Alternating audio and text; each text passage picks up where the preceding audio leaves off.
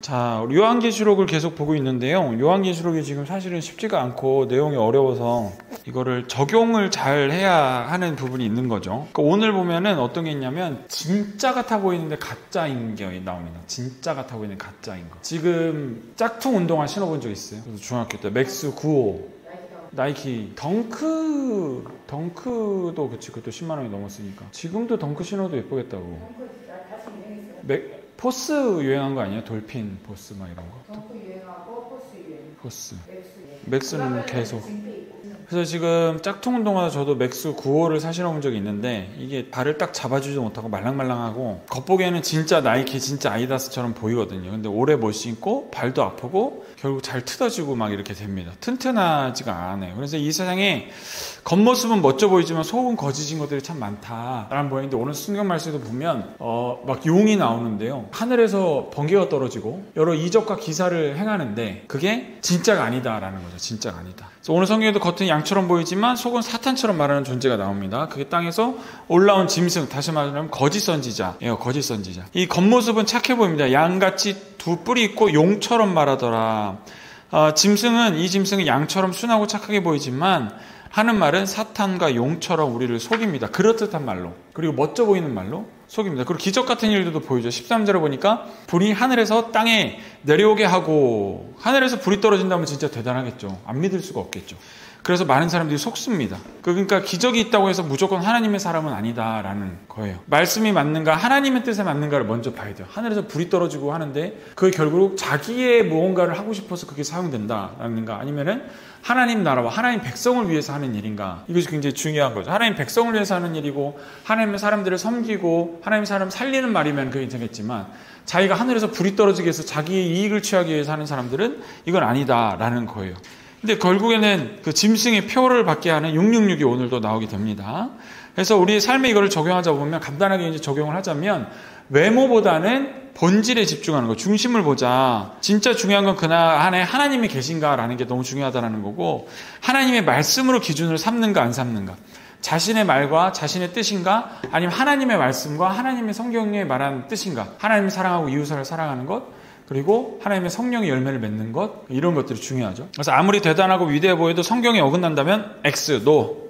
매일 말씀을 가까이에서 분별력을 키워야만이 이것을 우리가 알 수 있습니다. 시편 119편 105절에는 이렇게 나와 있죠. 주의 말씀은 내 발의 등이요 내 길의 빛이니이다 라고 나온 그 말씀도 있습니다. 그 말씀이 내 발에, 앞길에 돌이 채이지 않게 비춰주는 등불이 되고 저 멀리 목표를 향해 가져갈 수 있는 길의 빛이 되시는 거예요. 우리 이런 거 있을 때 우리는 용기 있게 거절할 수 있는 사람이 돼야 된다라는 게 오늘 말씀의 겁니다. 믿음을 지키는 데는 뭐가 필요하다? 용기가 필요하다. 나 혼자 그냥 마음에 순종하고 끝나는 게 아니라 이 믿음을 지켜내고 하나님의 나라를 이루려면 용기가 필요하다라는 겁니다. 자, 아무리 멋져 보여도 세상에 유혹하는 것보다 하나님의 말씀을 따르기로 결심하는 저와 여러분들에게 예수님 축복합니다. 아멘. 그리고 모두가 가는 길보다 예수님이 가신 길을 걸어가는 것, 그것이 우리의 길이 되기를 소원합니다. 겉모습은 착해 보이지만 속은 사탄적인 인물, 상황, 성경 곳곳에 많이 나옵니다. 누가 혹시 기억나는 거 있어요? 겉모습은 착해 보이는데 속은 사탄. 오! 유다. 어디 바로 생각나는데 나 이거 생각 안 나서 한참 찾아봤거든요. 바로 생각이 안 나서. 일단 창세기 3장에 뱀이 나옵니다. 뱀. 그는 막 도와줄 것처럼 하고 네가 하나님처럼 될 것이다 막 이런 말로 유혹을 했는데 속은 새까만 사탄이었죠. 지혜롭고 논리적이고 친절하게 하와에게 접근을 했습니다. 근데 하나님 말씀을 교묘하게 비틀어서 불순종하게 유도했던 사탄. 핵심 진리를 살짝 왜곡해서 사람들을 넘어뜨리는, 미혹하는 자가 사탄이죠. 또 가라지 비유 마태복음에도 겉모습은 알곡과 비슷해서 구분이 안 됩니다. 근데 이게 자라면서 가라지로 판별이 되면서 결국에는 다 뜯겨서 불에 던져지는 그런 일이 되는 거예요. 근데 이 가라지가 자기만 그렇게 자라면 좋은데, 가라지가 자라면 제대로 된 벼가 자라지 못해요. 그러니까 자라는 건 똑같고 모르는 그 농사 짓지 않는 사람들은 저도 구분을 못 하거든요, 가라지를. 그러니까 구분이 안 가요. 근데 그 벼가 올바로 자라는 거를 완전히 방해하고 있는 게 가라지인 거예요. 남들이 볼 때는 그냥 섞여 살아가고 있는 사람들이지만 결국 믿음의 사람들을 주저앉히고 자라지 못하게 하는 그런 존재들이 있다라는 거예요. 그런 사상과 풍조들이 있다는 거예요. 사람이라는 게 아니라. 겉모양으로는 분별되지 않지만 시간이 지나면 그의 열매로 드러납니다. 신실한 주님의 성도들은 잘 익은 벼로 들어가고 그렇게 사단의 마음으로 교모를 술수를 하는 그런 사상과 이런 것들은 결국 열매가 좋지 않다라는 거. 사람을 멸망의 길로 이끌고 죽게 만들고 빈곤하게 만들고 궁핍하게 만드는 그런 사상들이 있다는 것. 또 마태복음 7장 15절을 보니까 거짓 선지자에 대해서 예수님이 말씀을 하세요. 너희들은 거짓 선지자를 삼가하라. 양의 옷을 입고 너희에게 나오나 속에는 노략질하는 일이라 라고 말씀하시는 것. 겉모습은 착한 양처럼 보이고 말씀을 전하는 사람처럼 행동하지만 실상은 사람들을 해치고 영혼을 무너뜨립니다. 이 정치판에 이런 목사님들 많이 계시죠. 아주 그냥 말하는 것은 하나님의 말씀인 것 같지만 결국에는 잘못된 정치의 길로 사람들을 끌고 와서 아주 사람들을 망하게 하는 사람이 있어요. 그리고 말씀하신 유다는 도둑이라 돈깨를 맞고 거기에 넣는 것을 훔쳐가더라. 요한복음 12장 4절에서 10절에서 그렇게 나와요. 겉모습은 예수님의 제자입니다. 수많은 사람 중에서 뽑힌 예수님의 제자예요. 사랑을 나누는 것처럼 보여요. 그가 돈, 괴 맡은 사람이었거든요. 속마음은 결국 탐욕이 있었고 예수님을 팔아넘긴 마귀가 그 속에 들어간 자가 되었다라는 거지요. 뱀, 가라지, 거짓 선지자, 유다, 결국 이런 것들이 성경에 나타난 미혹하는 존재들입니다. 그러니까 사실 오늘 요한계시록에 나온 것처럼 막 하늘에서 벼락이 떨어지고 불이 떨어지고 막 이런 기적을 행하는 그런 거는 현대인에는 없을 수가 있어요. 그러나 이렇게 유다나 또는 사단이 미혹했던 것처럼 하는 것이나 또 가라지나 거짓 선지자나 이런 것들이 우리 주변에는 오늘 요한계시록에서 말하는 그 불 뿜는 용과 같은 자들이다라는 겁니다. 그런 사람들이 참 많다라는 거죠. 현대에 나타나는 기적을 보이지만 사단의 앞잡이 역할을 하는 사람들의 유형이 참 많이 있습니다. 예수님을 부르지만 복음은 말하지 않는 사람. 막 하나님 나한테 혼났어 뭐 이런 이딴 소리 하고 있는 이상한 목사도 있죠. 예. 전시 목사 있잖아요. 이상한 사람. 그 이상한 사람들이 있고. 자, 말이 많아요. 자, 기적을 보이며 군중을 끌어 모으는 그런 사람들도 있고. 그렇지만 그런 것들은 거짓으로 보이는 것이 있는 거예요. 뭐 교회 중에 그런 교회도 있지만 교회가 아닌데도 이런 사단짓을 하는 사람이 많습니다. 옛날에 그거 기억나세요? TV 예능에도 많이 나왔었는데 한 사람 막 암 환자래요. 침상에 누워놓고 뭐 일본에서 왔대나 어떻대나 와가지고 막 손으로 막 이렇게 막 쥐어짜요. 배를 막 이렇게 막 쑤시고 그러면은 갑자기 막 거기서 막 피가 막 나와요.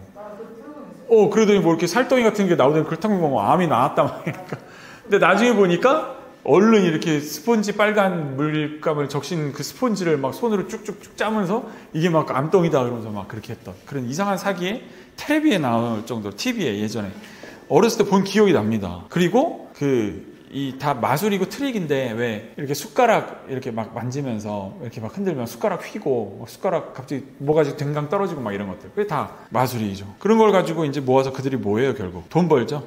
그걸로 뭐 사람 고칩니까? 결국 그걸로 사람 고치는 척하면서 돈 버는 거죠. 자, 그렇게 세상을 속이는 것들이 예나 지금이나 많이 있습니다. 지금 사기 같은 것들이 얼마나 많습니까? 제일 심한 사기의 기본 프로세스는 이거예요. 내가 1억 벌게 해줄게. 100만 원만 내. 이게 사기의 기본 프로세스입니다. 돈을 얼마 내면 얼마 벌게 해줄게. 근데 넣어야 되는 돈이 터무니없이 적고 벌어야 되는데 벌 수 있는 돈이 터무니없이 큰 거예요. 이게 뭐 주식으로 따라주면 공모주 사기인 거죠. 뭐 100억이 된다, 10억이 된다, 1억만 넣어라. 그 당한 사람 얼마나 많아요. 또 요새 무슨 이상한 사이트나 인스타그램 이런 데 보면 사기 많이 당하시는 게 누구누구 팀장님 뭐 이렇게 카톡에 이렇게 사례들이 막 올라와요. 인스타에. 누구누구 팀장님 때문에 요번에 뭐 300으로 3천을 벌었어요. 그거 하면서 막 옆에 있는 사진에는 같이 붙어 있는 게 굉장히 막 명품 백에 막 명품 그 자동차에 막 차 마시고 디저트 마시고 해외 여행하는 그런 사진이랑 요번에도 이 팀 누구 도와줬습니다. 근데 그런 게 굉장히 사기입니다. 100만 원 넣으면 3천만 원을 벌게 해줬다 이렇게 얘기를 해요. 그걸 되게 되는 것처럼 이야기를 합니다. 근데 그거 당한 사람들 너무 많죠. 자, 요즘은 돈으로 그렇게 한다는 거예요. 돈으로. 그래서 결국에는 아무것도 못 사게 하고 못 가지게 하는 그게 오늘 말한 아무것도 매매를 못하게 하는 그 뜻이 아닌가 싶어요. 666표 하나님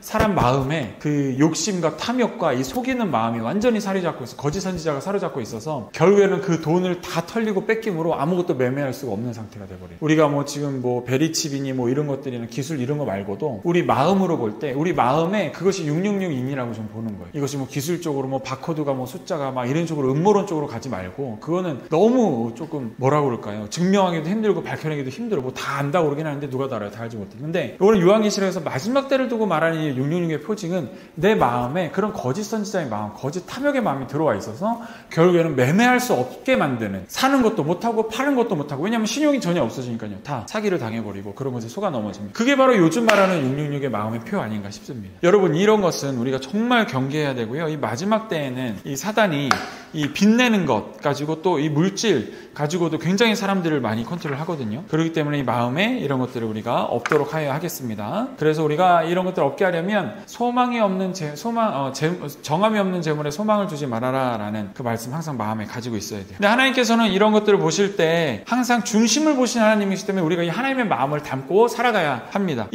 하나님께서는 외모를 보지 아니하고 중심을 보신다라는 것을 우리에게 적용시켜서 나 같은 존재도 하나님의 내 마음을 중심을 보시고 하나님의 사랑으로 품으시구나 라는 말씀의 메시지로 이해할 수도 있지만 우리가 다른 사람을 볼 때도 그렇게 적용돼서 그 사람의 외모보다 환경보다 이런 거를 보다는 중심을 보고 판단하자라는 말씀은 적용되지만 이게 반대로 얘기하면요. 우리가 사람을 판단할 때도 그 겉모습이 화려하거나 매력적이거나 매혹적인 것을 말고 그 마음의 중심을 봐야 된다는 그 말씀이죠. 그렇죠? 안 좋은 거의 적용보다는 또 화려하고 그런 것을 우리가 속을 수가 있으니까 그러기 위해서 하나님께서는 중심을 보신 하나님이기 때문에 우리도 다른 사람을 볼 때 그 용모나 키워보지 않고 하나님께서 그를 얼마나 사랑하시는지 또 그가 얼마나 하나님을 사랑하는지에 대한 것을 봐야 한다는 말씀입니다. 성경에서 말하는 중심은 단순한 감정이나 기분이 아닙니다. 히브리어로는 레바브라는 단어를 사용하는데 이 단어는 마음, 의지, 인격, 욕망, 생각 이것을 하는 내면 전체의 그 사람의 부분을 이야기를 해요. 그 중심을 보신다는 것은 그 사람의 진심과 동기와 의도와 성격과 탐욕이 어떻게 어우러져 있는지 그것까지 보신다는 거죠. 하나님이 중심을 보시는 것은 굉장히 중요하고 우리가 남을 그렇게 보는 것도 중요하고 내가 나 스스로도 그렇게 단속하는 것도 굉장히 중요합니다. 겉모습과 행위는 속일 수 있으나 그 사람의 마음은 속일 수가 없는 거죠. 또 이것은 어떤 말씀이 있냐면 하나님은 아주 작은 순종도 귀하게 여기신다는 거예요. 우리가 겉으로 크게 순종하는 것도 물론 있지만 그 마음의 동기에 우리가 작은 것 하나님 앞에 그렇게 살기로 순종하는 것도 하나님 것은 굉장히 귀하게 여기신다는 거예요. 그게 중심을 보시는 하나님의 마음이거든요. 그 중심이 하나님을 향하면 실패해도 다시 세우시는 겁니다. 겉으로는 할 수 있는 게 없어 보이고 할 게 없을 거 보이지만 다윗 같은 사람도 죄를 짓고 실수를 했지만 그 중심이 하나님께 있었기 때문에 그가 구제받을 수 있고 다윗의 왕으로 세워질 수 있고 하나님의 성전을 세우는 일에 준비를 하는 사람으로 세워질 수가 있었다는 거예요. 외형을 보지 아니하고 중심을 보셨기 때문에 그렇게 되는 거죠. 중심이 하나님께 있는 사람의 특징은 진심으로 회개하고 말보다는 행동으로 먼저 보여주고 하나님의 말씀에 따라서 중심의 그 마음의 뜻을 가지고 선택도 그렇게 합니다. 그리고 꾸준한 기도 생활과 말씀 큐티 생활을 하는 사람이 바로 그렇다라는 겁니다. 하나님의 말씀을 굉장히 중심에 우리에 두어야 하는 거예요. 그렇기 때문에 하나님의 말씀을 진리고 변하시지 않기 때문에 그 말씀을 우리 중심에 두어야 합니다. 우리의 생각과 욕망과 의지와 지식은 변하거든요. 근데 하나님의 말씀은 변하지 않습니다. 그래서 그 말씀을 중심에 두어야 한다는 거예요. 그게 변하지 않는 진리이기 때문에 또 우리가 하나님 말씀을 중심에 두어야 하는 아주 중요한 이유는 하나님의 말씀은 생명을 살리는 능력이 있기 때문에 그렇습니다. 아멘이십니까? 하나님의 말씀은 생명을 살립니다. 우리의 생명을 살리기도 하고 내 생명의 그릇에 또 이 나의 분량의 그릇에 분깃에 이 생명이 가득 차면 흘러 넘쳐서 다른 사람에게도 흘러나가는 은혜가 역사가 있게 됩니다. 그래서 우리 교회에는 이 말씀 중심으로 가는 거예요. 지금 프로그램 중심도 아니고 행사 중심도 아니고 말씀 중심 뭘 하나 하더라도 말씀 중심으로 예배도 말씀 중심으로 그리고 수요일 날도 어떠한 주제나 이야기를 하는 것이 아니라 말씀 중심으로 그 말씀을 중심에 두고 우리의 삶들을 그 말씀에 붙여보는 전략회의 시간을 우리가 지금 하는 겁니다. 그래서 우리 교회에도 그렇고 마음에도 항상 말씀이 중심에 있어야 합니다. 말씀 중심의 교회가 되어야겠습니다.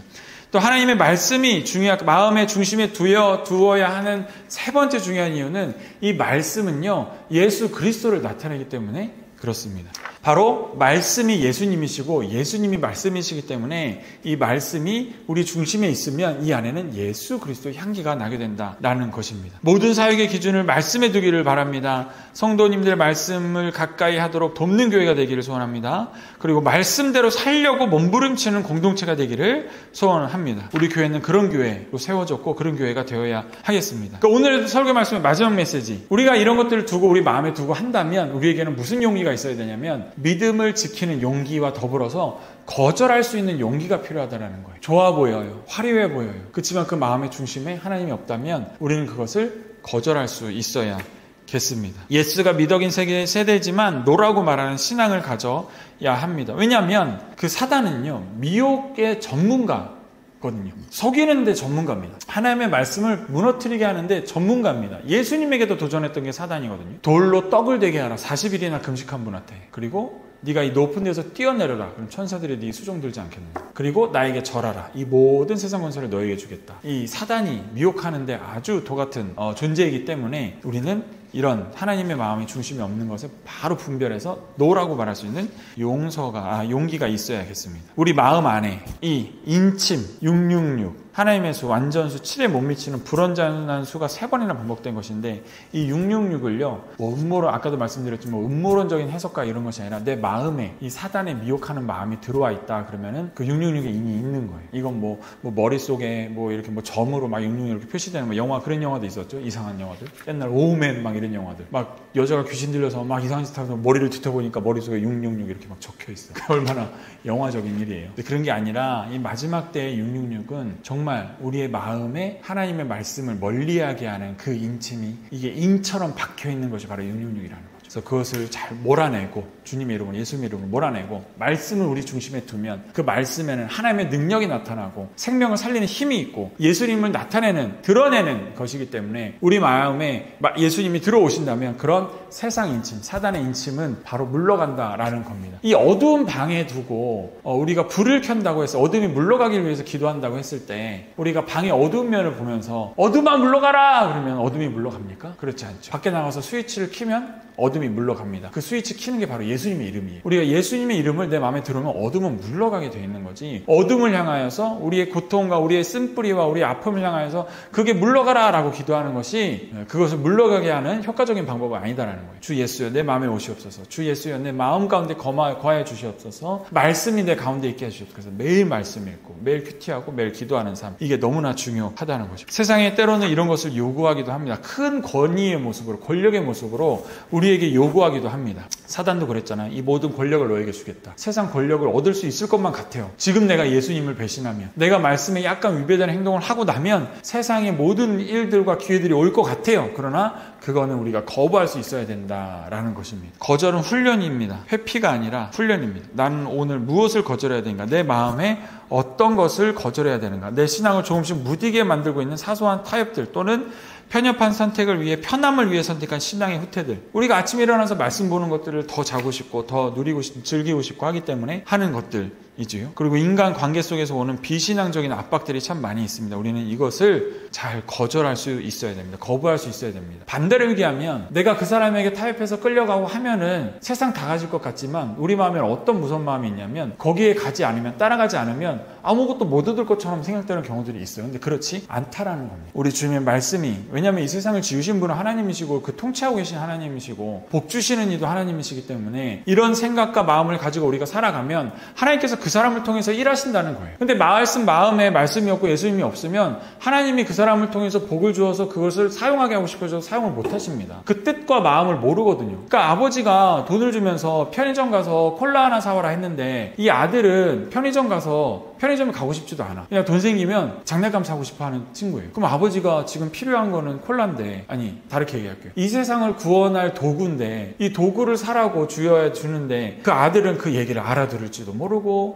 그리고 이 성경이라는 것을 다 써서 펼쳐놨는데 보지도 않고, 또 기도하라고 성령님 보내주셨는데도 기도도 안 하고, 그런데 어떻게 세상을 구원할 도구를 사라고 돈을 주시겠냐고. 이 아들은 지금 장난감 살 생각밖에 안 하는 거예요. 그러니까 우리가 하나님 아버지의 마음을 알고, 근데 그 주시는 것은 100 주면은 100 다 도구 사라가 아니라요, 그 잘하고 충성된 종에게 칭찬하고 축복의 제물로도 주신다라는 겁니다. 100 주시면요 90은 하나님이 쓰시고 10을 우리에게 남겨놓으셔도, 그렇게 남겨놓으셔도 우리에겐 충분히 먹고 남을 그런 것들이, 능력과 우리의 풍요로움, 마음에도 마찬가지입니다. 정신적인 것도 마찬가지입니다. 심리적인 것도 마찬가지예요. 주님께서 그렇게 풍요한 마음을 주시고 풍성한 지혜를 주시고 풍성한 지식을 주시고 풍요로운 마음, 온유한 마음을 주신다라는 겁니다. 하나님의 아버지의 마음을 아는 사람에게는 그런 아들에게 일 맡기시겠죠. 근데 그 모르는 아들에게는 주님께서 일을 맡기고 싶어도 맡길 수가 없는 겁니다. 그래서 맡기고 싶으셔서 어떻게든 알게 하시려고 이리 치고 저리 치고, 이리 끌어당기고 저리 끌어당겨서 하나님 아버지의 마음을 알게 하시는 게 주님의 또 일하심이기도 하죠. 우리 교회가 그런 교회가 되기를 소원합니다. 적절히 타협하는 것이 아니라 거절할 거 확실히 거절하고, 또 받아들일 건 반드시 받아들여서 우리가 하나님 아버지 앞에 쓰임받는 교회, 쓰임받는 성도님 되시기를 다 예수님의 이름으로 축복합니다. 아멘. 기도하겠습니다. 사랑의 하나님 감사합니다. 오늘 하나님께서 주신 귀한 말씀, 요한계시록 말씀에 우리의 마음의 상태를 점검합니다. 지금 우리가 마지막 때를 살고 있는 줄 믿습니다. 오늘이 마지막 마지막 때의 그날인 줄 믿습니다. 기적같이 또는 무슨 영화의 한 장면같이 그것이 펼쳐지는 것이 아니라 오늘 우리의 삶이 마지막 때이기 때문에 내 마음에 그런 666의 인침은 없는지 사단의 표징은 없는지 아버지 그 인들을 다 뽑아내어 하나님 아버지의 사랑의 마음으로 말씀으로 가득가득 채워 그런 것들이 들어올 자리가 없는 우리의 삶, 우리 교회, 우리 인생 될 수 있도록 주님 인도하여 주시고 축복하여 주시옵소서. 감사드리며 예수님 이름으로 기도드립니다. 아멘.